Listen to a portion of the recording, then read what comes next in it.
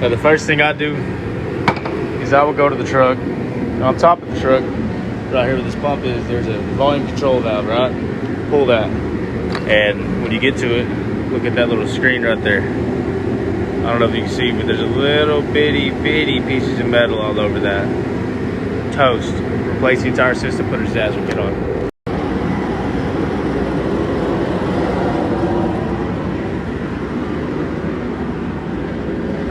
Got to pull this out, put a new pulse ring in it, pull all these injectors off, all the common rails. We're gonna pull that cp3 pump, well, cp4.2 I guess, on this one off, pull all this off.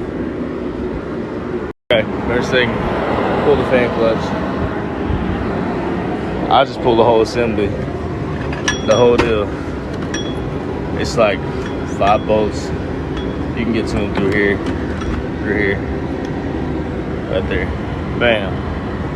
It's wrong. Well, you gotta take the belt off, and then next, you're gonna take pretty much all this out of the way. Pretty much is make enough room to see the pump itself. This is the pump, right? So we're gonna unhook all this, where all these connect. Right here's a 10 mil. There's a couple little deals. This is all gonna unhook because we're gonna replace these lines. So these and these come off and just make room.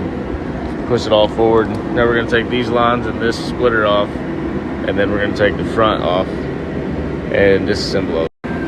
So you'll pull this out of the way so you can see it. Pull these lines with just little clips, and then pull these little right here. Pull the 8 mils, tap it a couple times, and pull this line off here, right here, and then pull this out. Set it over. That's the pump right there.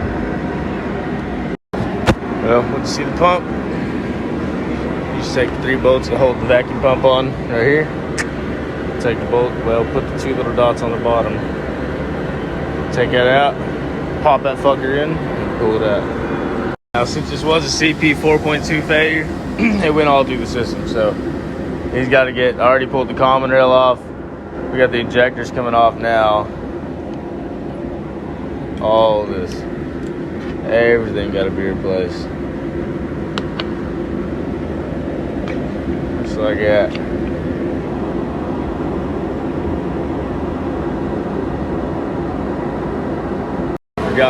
Nobody will show you this shit. I haven't found a video yet, but these lines on the injectors, so it's like that when you get to it, right? You try this shit, it don't work. That's not how you do it. You just grab right here and jiggle just real lightly, and it lifts that top up. See? Right there. And then your injectors. Now, the pulse ring situation that I was talking about, it's in between here and the flywheel right there.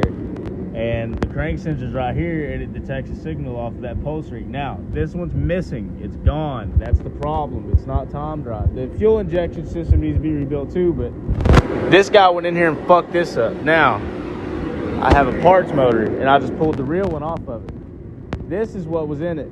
This is what was in that one. This is what it's supposed to look like. That came off this one. And it goes right up in here like that. And that times your engine. That is what the biggest problem on these is.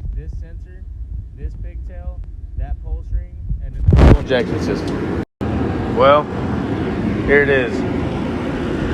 Right there is the pump. And then from there, it goes to this rail, through these lines, over to the other rail, and then to the injectors. From the injectors, it hits the return circuit right here. It goes back to the tank, and then gets all that debris through the tank. So you put the disaster kit between this pressure sensor and this return, and it'll never go to the injectors. That's damn near all she wrote. Got all the injectors in, common rails on, got the new fuel pump on right here. Common rails, injectors. All we gotta do is put these 2 on and test it. All the crossovers, all the intakes on, everything. Clutch is back on. Gotta hook the AC back up. And Get all the wires hooked up when we go back to the cab. But transmission's back in. It just had the seal fucked up. Need to push it further without a rotary. So it's junk.